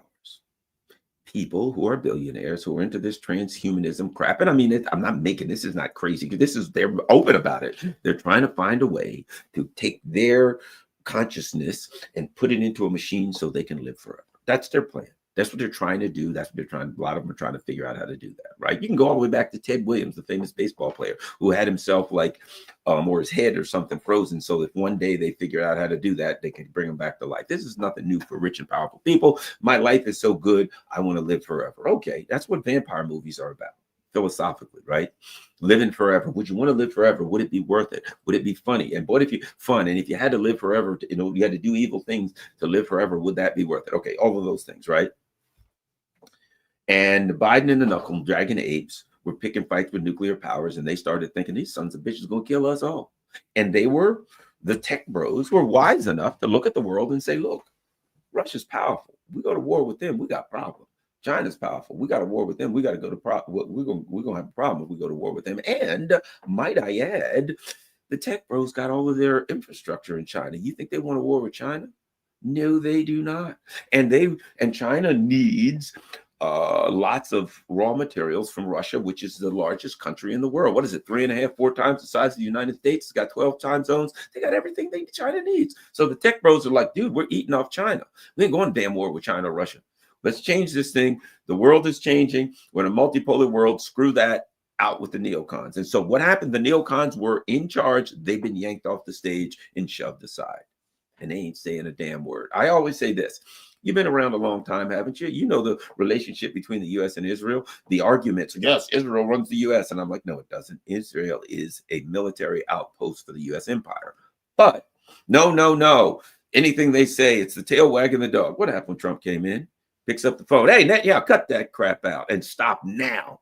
And Netanyahu went, okay. Now he's still doing some stuff, but Israel has been defeated. Hamas is marching around in smart, beautifully pressed new uniforms with raising their guns in the air by the tens of thousands all over Gaza saying that we won. The Israelis are looking out the window going, what happened? We won. We lost the war. Who thought that would happen? Why did it happen? Because when the tech bros said, when BlackRock, look, the friggin' guy who they're Mertz or whatever his name, who they're trying to get the president of Germany, is the former CEO of BlackRock. Wake up here. The tech bros are coming to power. They've come to power. And now when the people in BlackRock and Saudi Arabia and Aramco, when they call Netanyahu and say, dude, this thing's over, shut it down. Trump's people are going to call you and they're going to tell you to stop, and damn it, you're going to do what you're told. Yeah, you can screw around the West Bank or something like that. That Gaza crap is over. You lost that one. Shut up. You know what Netanyahu says? Yes, sir. Because if he don't, he ain't going to say nothing anymore. That's real power there. So now what you have is you have a Republican Party who the people in the Republican Party think that they've somehow taken it because they got their Trump in, and he's going to do good deeds on behalf of them. Nah. But let me add something to this. There's something I need to add to it, and I think it's critical. My perspective, when I'm giving you my perspective, I'll throw my perspective in to all of this. If you ask me, Garland, do you think we're better off with Trump winning? My first inclination is to say yes, and here's why. And then I'll tell you my second inclination. My first inclination is to say yes. First, I'll say yes, and then I'll say no. My first inclination to say yes is this. Because the Biden administration had a policy, their foreign policy was a foreign policy that there could only be one end, and that was death for all humans on earth. Here's what I mean. If you review, which you can go online and review it, the nuclear deterrent policy, that's what they call it, for Russia, it says quite simple. If something happens that's going to be a strategic defeat for Russia, it's going to threaten the Russian state and our existence, we'll nuke your ass and you will all die. Paraphrasing, but you understand. Most countries are like that. China is a nuclear power. And the US was literally saying, we're going to war. Literally. The Biden administration, you had people in the military. What are you doing? We're training for war with China. We're going to have to go to war with China by 2027. China's nuclear power. One of these two countries is going to lose. If we don't get nuked by Russia beforehand, which we probably would, then we go to war in 27 against China. Did you know that China has one factory that can make more missiles in like 12 days than the United States has in its entire arsenal? We couldn't compete with China militarily. Did you know that China makes about 200 Navy ships a year and the United States makes 4? That if the United States went 7,000 miles across the ocean to China, we would get vaporized. You know, those bases that we have, what happens if China says, here's the plan? You got bases all around us, don't you? Yeah, we're going to put 1,000 missiles on every base every hour for 24 hours. And then we can see what's left of your bases then. Oh, you got a bunch of ships? We're going to fire 100 anti-ship missiles towards every one of your ships. Over and over and over until they're all gone. You know what would happen. Within a few hours, within an hour, the United States would say, holy crap, our only option is to surrender because everything we got is being blasted, turned to rubble. And what would the US do? They'd fire nukes. China would fire nukes and the humanity would all die. So my point is, my first inclination is to say, look, the only thing that saved us from all dying was that Trump won and that the Biden administration was gone. However, let me say this. I had heard rumors around Washington, D.C. that if Kamala Harris won, from people that are fairly reliable, she was getting out of Ukraine and doing some of these same things that Trump is doing, turning down the volume. So here's what I think. It is quite possible that the decision had been made by the ruling elite that they wasn't dying in a nuclear holocaust, and that whoever took charge, that these ruling elite, powerful people were going to come to them and say, look, Biden administration has stepped up to the line of Armageddon, and your ass is stepping back from that line. And even if it had been Kamala Harris, they'd have said, Kamala Harris, you're stepping back from the line. And you have another option. You can die. As I brought up many, many times, as the cartels in Colombia were famous for saying, the silver or the lead, they come to you with a bribe, an offer you can't refuse. Here's 30 pieces of silver. What if I don't take it? That guy's got a machine gun with 30 rounds with your name on it. If in fact the ruling elite decided we were going in a different direction and Kamala Harris came to power, she could never be in power, but if Kamala Harris was the new figurehead, they would came to Kamala Harris and said, you're going to do these things that Trump, yeah, you're in this shit. And if you don't, the survivor of your administration, I'm sure they'll do it. What do you think Kamala Harris would have done? So part of it says, I don't know that that's true. All I know is this. Trump won, and he's taking us in another direction of foreign policy. There is a hole in that because apparently, I'll throw this at you, Trump's position is going to be this. I'll tell you this, I can see the writing on the wall. He wants to meet with Russia and China, and he wants to divide the world up into 3 blocks. Russia, this is your block. Eurasia, China is your block, the Indo-Pacific, Asia. Our block is the Western Hemisphere. Naturally, we get the biggest block, right? The problem is that's the plan. It's going to be like they're just coming to the conclusion that this is in fact the multipolar world, which is reality. The tech bros, I'll say this about them. They may be evil, greedy bastards, but they're not stupid, and they're realists.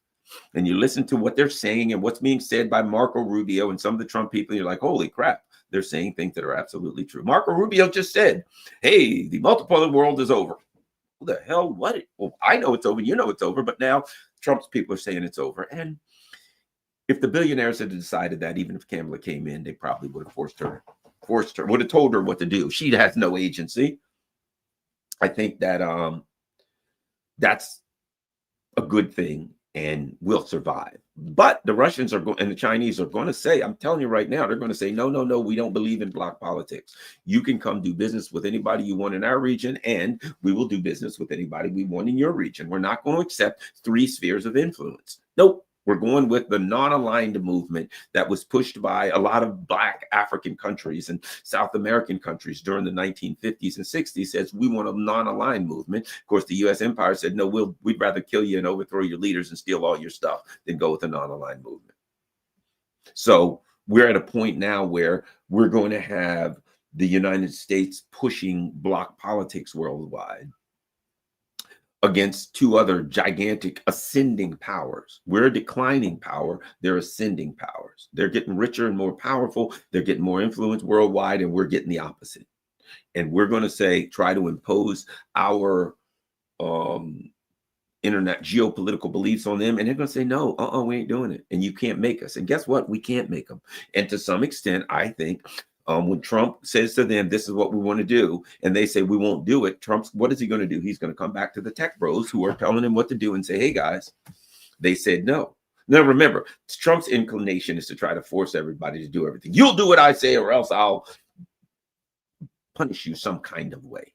I will do something bad that you won't like. I'll punch you in the face. I will stop selling you things. I'll put a tariff on you. His mentality is force people to do it, not have a discussion with you and work things out, but to force you to do things. That's the way Trump sees the world. It is what it is, because as quiet as it's kept, that has been the policy of the United States.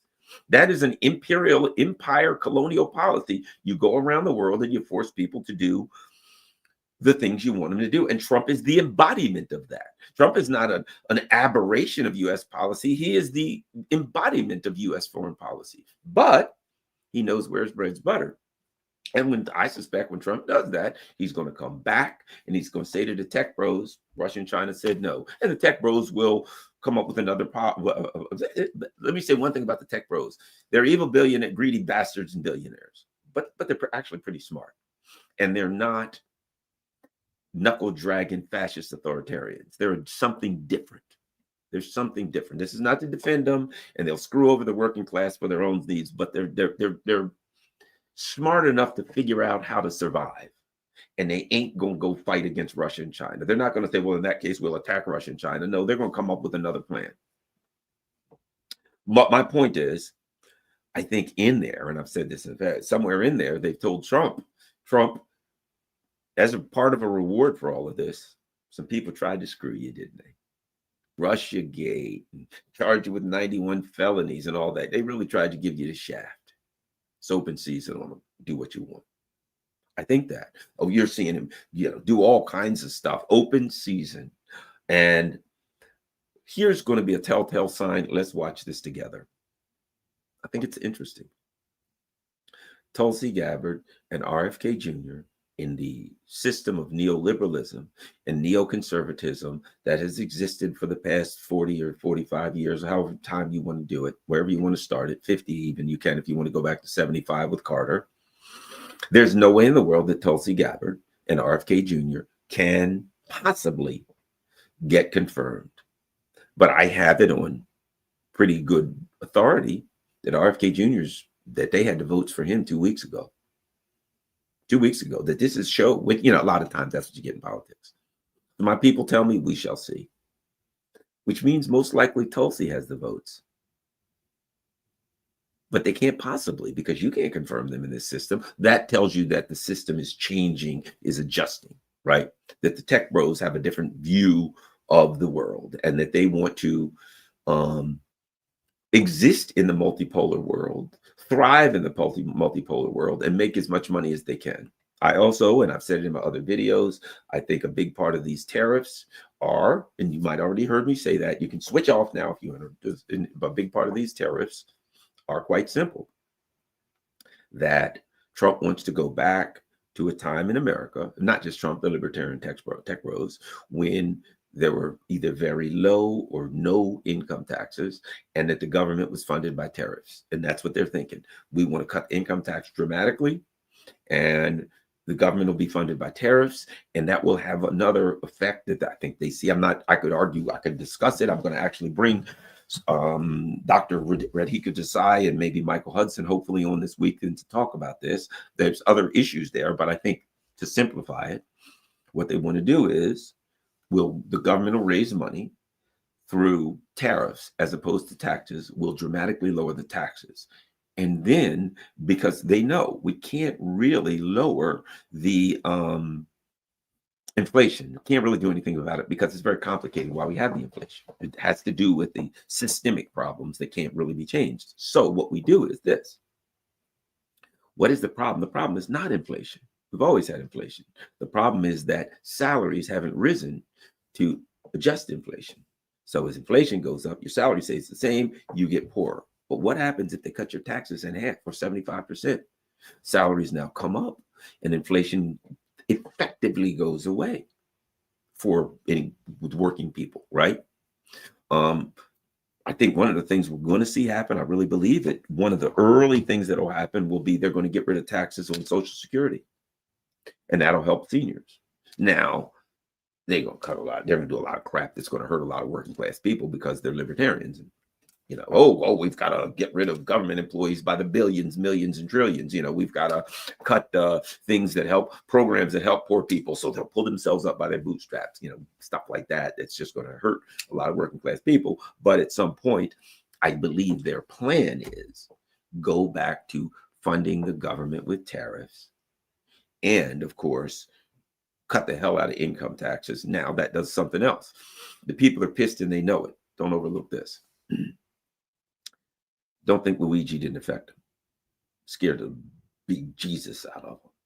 Because Luigi, what they saw was this: the pitchforks and the torches, and dare I say, the guillotines are coming out soon. Because this Luigi plugs this poor bastard from UHC, United Healthcare, and they're watching it. And what do the people do? Yay! They're like, oh crap, we're in deep trouble now. They're going to literally kill us. And at that point, they're like, we got to do something. And I think that's why they come up with this plan. How can we do something dramatic and quick before these bastards kill us all? They're hurting, and there ain't nothing we can do about it. I know. We'll go back to tariffs. We'll cut the hell out of their income taxes. Their standard of living will come up. And then the problem that we'll have then is, how do we stop an economy that's overheating? And I think one of the things that Trump said he wants to do is cap interest rates at 10%, which will be great. And so what you'll have, if that were to work, you will have an economy that begins to balance out. But in the long term, we still have the same structural issues. So, it is what it is. I'm just telling you what I think their plans are based on what I see. Now, the problem is this. There's a problem there. The problem is you got other players, right? So you're like, we're going to raise tariffs and we'll get a lot. We'll fund the government with tariffs and cut the hell out of income taxes. Sounds good for you or me who pays out of our ass on income taxes, right? Oh boy, they're going to cut it. Here's the problem. You're putting the tariffs on other countries, and they are actors in this play also. So if you just give a bunch of tariffs, and China and Mexico and all these other countries say, you know what, we'll take it. Okay, then things start to work out for you. But what happens when they say, no, we're players here too, and we gotta, as they say in war, right? The enemy gets a vote. Hey, we're going to move on this town, and once we take this town, we'll move to the next town. That was that's what we saw for the last 3.5, 4 years or whatever with since 2022, last 3 years. Hey, Ukrainians are going to take town X, and then they're going to do this, and they're going to move to Moscow, and they're like, yeah, but the Russian army gets a vote, and I got a funny feeling they ain't gonna give it a thumbs up, right? The enemy always gets your adversary. The target gets a vote. I'm going to kick this guy's ass. Yeah, well, good luck with that. I don't think he's just going to sit there on his rest on his laurels while you pummel him mercilessly. I got a feeling he might punch back. So the beginning, they start off now. Let's start with the tariffs. Tariffs for you. You get it. It's like an Oprah show. You get a tariff. Everybody look under your seat. You'll find a tariff. 10% for you, 25% for you. Lucky you. You got the big tariff. And what happens? China, Mexico, Canada then said, well, we're going to hit you back with some tariffs. And now you're in a trade war. You're in a tariff war. But and they know it, and I'm sure they're coordinated. If just Canada did it, it's too weak. You could crush it. If just Mexico did it, now China's another story, but you could crush the little guys in your region and force them to do whatever you wanted them to do. But when everybody you put tariffs on fights back, now you're in a world of trouble. Because now it ain't easy, because now you're fighting in all directions. This guy's punching you, you grab him. He's punching you, you grab him. He's punching you, you grab him. You're screwed. So how this tariff plan works and how they're going to adjust it, I don't know, but that's where they are. Now, one other last thing I'll say. The war thing that happened. The U.S. was able to drag their poor, schmucky, unsuspecting citizens into multiple wars, right? There's a war against Russia. There's a war against the Muslim society, at least the Shiite Muslim society, with some help from the Sunni. And there's, of course, an undeclared war against China, right? So you got Russia, hot wars against Russia, hot wars against the Iran and the Shiite resistance, whatever you want to call them, and a not so hot war against China. And so you got the U.S., the eagle. They're going against the bear here. There's a dragon over here. And then there's, I don't know what do you call it, the desert scorpion stinging their ass, right? Well, you went against all three of them at the same time. And it was a, what do they call it? Where they go and use everything they can, right? A full spectrum dominance. We're going to use everything we have. We're going to use economics, sanctions. We're going to use military to go after you. We're going to use diplomacy. We're going to use NGOs and propaganda, everything we can, right? And because it was a full spectrum attack, it's been a full spectrum defeat. That's what it has. So now what the tech bros are trying to manage their way out of is a full spectrum defeat. The United States said, we're going to sanction Russia out of business. We sanctioned Russia. Russia got richer. We're going to sanction China. We'll fix you, China. We will stop you from getting the technology you need for AI. And China's like, oh, yeah, okay, way to go, Yankees. They write an AI program for like 1% of what we were charging, less than one half of 1% of what it cost us to create this AI program. They create a AI program that's just about as good as ours for like 1/2 of 1% and give it away. And don't think the fact that happened like 5 days after Trump came to power was an accident. It wasn't an accident. Trump comes to power and they say, I think we need to send a message to the Yankees because they don't get it. They think that they're going to sanction us out of AI. They hit them with an elbow.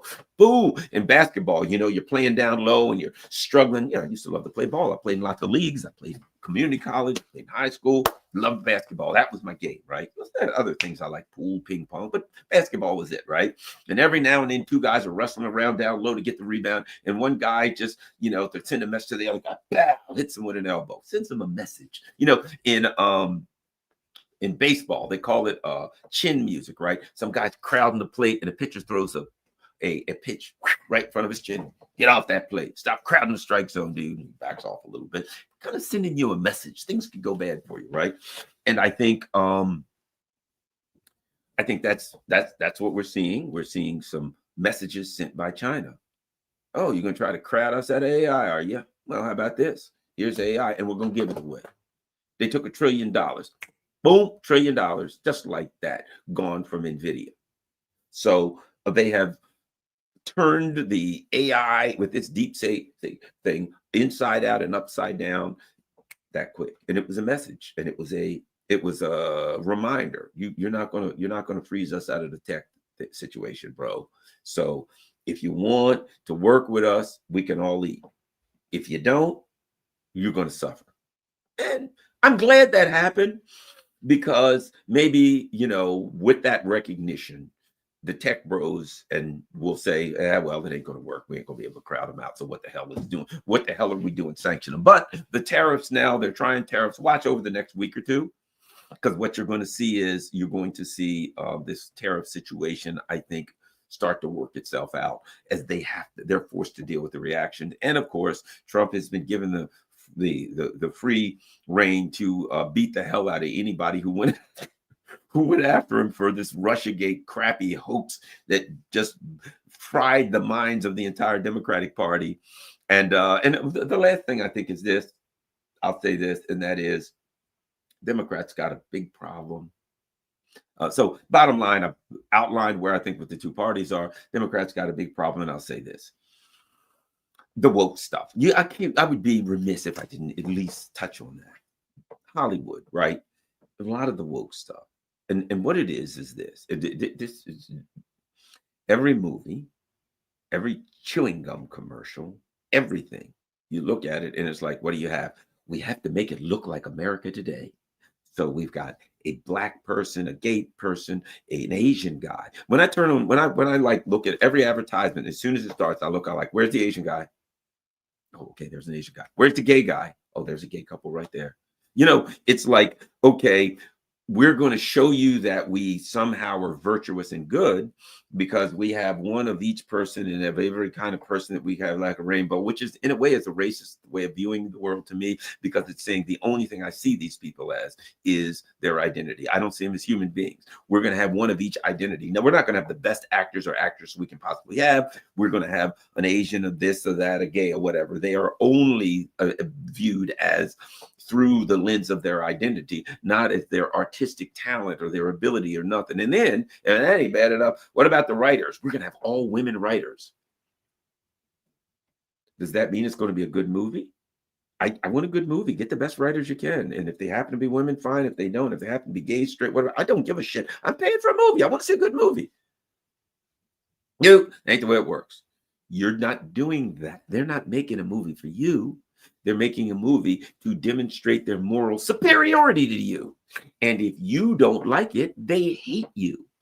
And they're going to go on Twitter and say, all these racist, sexist, homophobes won't come see our movie. How dare they? Right? The Democratic Party is caught in that loop because they're so virtuous and moral and good. They're like, we're standing against Trump. And if you're like, dude, I'm just trying to eat. It ain't about Trump or anything else. Gas is too high. This is too high. I'm trying to figure out how to survive. That's all people are trying to do. They got kids to feed. People got kids to feed, for God's sake. Give them a break. Okay? And the Democrats have taken this moral thing. Well, we're the guys of morality, and we stand for whatever, all groups that need help. Well, guess what? Black males are a group that, have traditionally had problems, and a bunch of them voted for Trump. And what did you say about them? Those sons of bitches, they're all a bunch of racist, sexist pigs, misogynist scum. You went from saying we stand for black men because they're a mistreated group in society. And when black men are like, we can't eat, we're not happy with situations, hell with it. Some of us will vote with Trump. We'll try anything, any port in a storm. That's what they did. A lot of them did. And did the Democrats then say, yes, we're still standing up for black men? No, they hated black men. How dare you vote for Trump, you misogynist scum? Death to you. You're all going to suffer. And I'm going to be happy to watch you suffer, even if I got to suffer with you. They turned into hair on fire crazy people. And Hollywood is getting what the Democratic Party got. You look at Hollywood, the movies are losing money.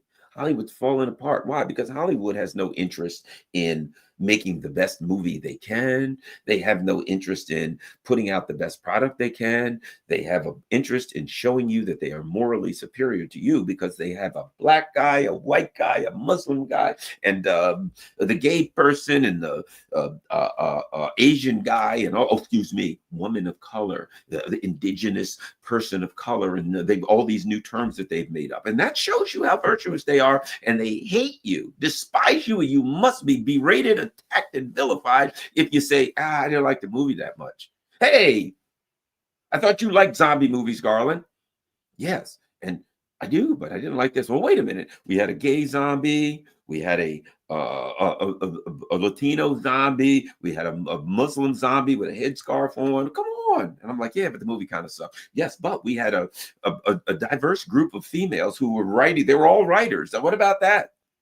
I didn't like the movie. I just wanted a good movie. Is that okay? And it'd be nice if maybe, okay, sure, there should be black. There's good black actors, whatever, come on. History tells us that there's great black actors, gay actors, straight. There's great actors. Find the best damn actor you can and give me a good freaking zombie movie. I don't need a Benetton movie of zombies, but that's what I get. And then I get berated if I don't like the movie because it's crap. And now the Oscars come out, and there's a movie called Emilio Perez about a murderous drug dealer who decided to get, at 46 years old, to have a sex change operation. The movie is horrific. It's a bad movie. I don't care what it's about. It's a really bad movie. Oh, but did I mention that it is a musical?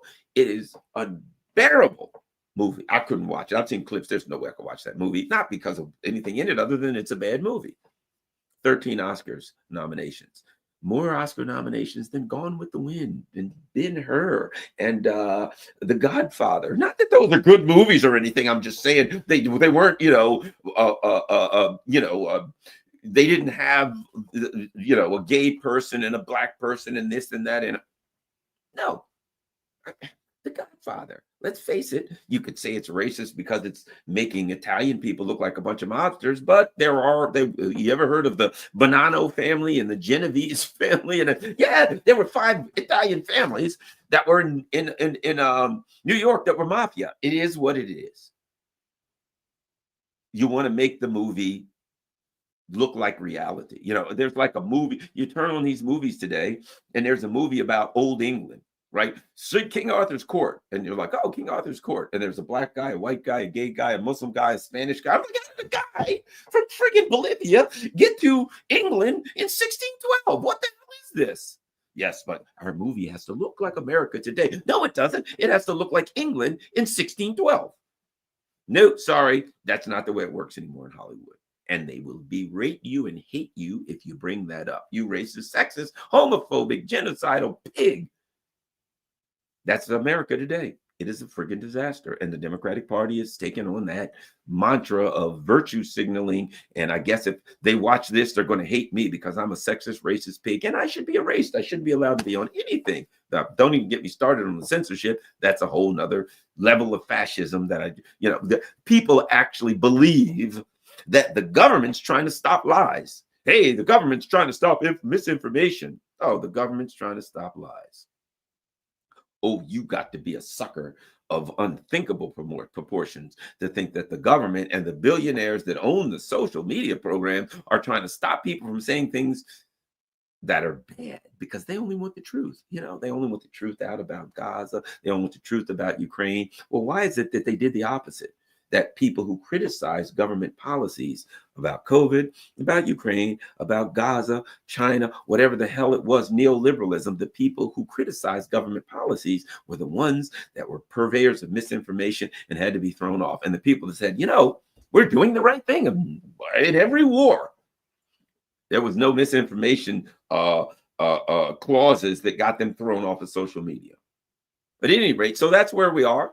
I certainly appreciate everybody taking their time out on a nice Sunday afternoon to listen. My God, I've gone almost 2 hours. But again, you know what? Sometimes you do stuff for your audience.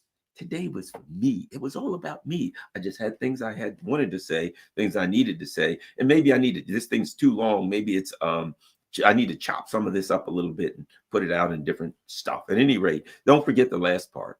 Don't ever be the slave that gets in a fight with another slave, arguing over whose master is the richest, whose master has the biggest house, you're arguing over what your master has, not yourself. Peace. Oh, by the way, last but not least, let me throw this out there. Speaking of people that got to eat, if you can afford it, as a member of Patreon or PayPal. And guess what? If you look down at the bottom, there's a button that says join. It's often gray. Click join. It's like $4.99 a month or something like that, and become a member of this channel. Certainly appreciate that. The more members, the better. And you can do buy me a coffee or Cash App, Patreon, PayPal, you name it. Any way that you can contribute to the channel, you can donate to the channel is highly appreciated. If you can't afford it, feed your family. And most importantly, share this on all your social media platforms. Now, before I go, I think I probably better, and it would only be fair if I look at all of okay, here we go. We're going to look at the super chats, okay? It's going to take 5 or 10 minutes. We're going to answer the super chats. Oh, there's been a lot of people. There's super chats here. Okay, let's start here. Anna says, tech bros have been taking lots of variable money. True. I call them the Dune faction. They now compete with the empire's old infrastructure and insiders. Brilliant comment. I am so glad that I check out these super chats, because there's always a lot of good stuff. Quad Orleans. We had those blue and yellow fire hydrants for years before Ukraine conflict. Altadena, California. Wonderful. Well, they didn't have them everywhere else. Every freaking thing's blue and yellow, and I hate it. Worry on avocados. Will Americans understand? Yeah, the avocado wars are about to start, huh? Oh, God. Well, good luck. I love avocados too. Thank you very much, Medea. Vivian says, fate of USAID employees, your thoughts?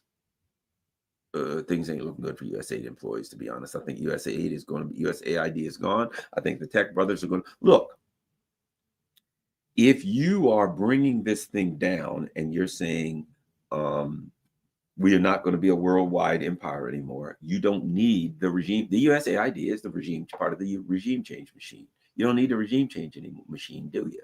You don't need it. What are they going to do with a machine they don't need? They're going to throw it away. I would hope that the USAID employees have the opportunity to put in for other federal jobs and go other places. We shall see. But I think USAIDs, I don't think they're going to refund it anytime soon, because they're shutting down a regime change machine because they've decided to be a regional power, come to grips with reality. I think so. Check several times, cannot see the join button. Isn't that crazy? Well, you know what? I will do this. When the last time I saw the join button, it was when I look at the when I look at the it says under, I'm looking right now, right? And underneath of the picture, it says the United States two-party system is in chaos. And under that, there's a picture of me. And beside that is in gray, the word join. And then over there, you've got the thumbs up and the thumbs down and share. Right along in all of that is where I see the join button. I don't know. You check and see if you see it. Thanks a lot, Ivan, for the super sticker. We're going to continue. So that's where I see it. Thank you very much, Conan. Conan's the Barbarian. And Conan. All right. Awesome. Conan the Barbarian. Conan's not a real barbarian, but you get the picture. Oh, we got somebody else. Vivian says, your thoughts, plane crash in D.C. Just waiting to see what happens right now. All I know is a helicopter slammed into a plane and both went down, and doesn't seem to be any survivors. And I will continue to monitor it. And I don't like to speculate on stuff like that. I don't know. Could it be some nefarious thing happen? It's possible. Sometimes a cigar is just a cigar. Could it just be a plane crash where it was a terrible incident and, a matter of training or something? I don't know. I'm going to maintain course and speed and see what I find, but I don't like to get too far ahead of things speculating. Thanks a lot again. Good old Conan. Conan is helping that channel. And that's what I see. We're going to look at Rockfin. And on Rockfin, I want to thank Jake Sadiq. Says, great work, insane times. Also, we're going to take a look for Rumble Rants. Do we have any Rumble Rants?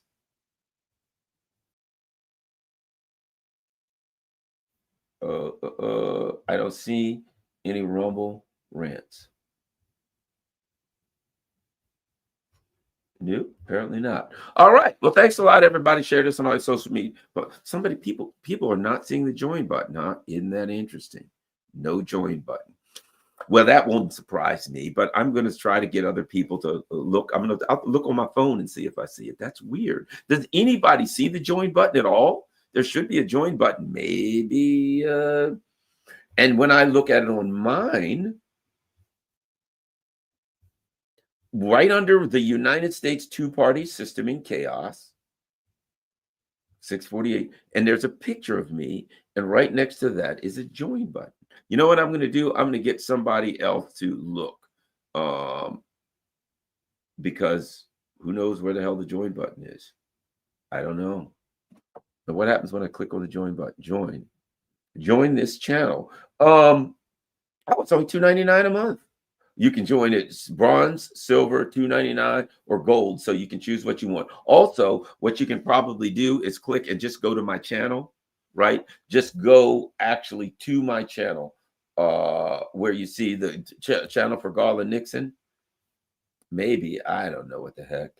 Oh, there you go. And there's a join button there also. So if you just go to my channel itself, and you know, where you subscribe or whatever, hopefully you can see the join button. Nah, I don't know what the hell's going on here. I'm going to try to figure it out. I get so screwed. Look, I showed people the other day where literally over the last like 7 days, I had 89,000 views, and literally, as far as new subscribers, it used to be if I had 89,000 views, I would get like 2,000 or 3,000 subscribers. Over the last 7 days, I had 89,000 views. I literally lost 2 subscribers. Lost subscribers. And I looked, I'm going to go over it now. I'll do that again later. I looked wherein the analytics said that I got like 346 subscribers, right? But I looked at my subscribers and I'd gotten 6.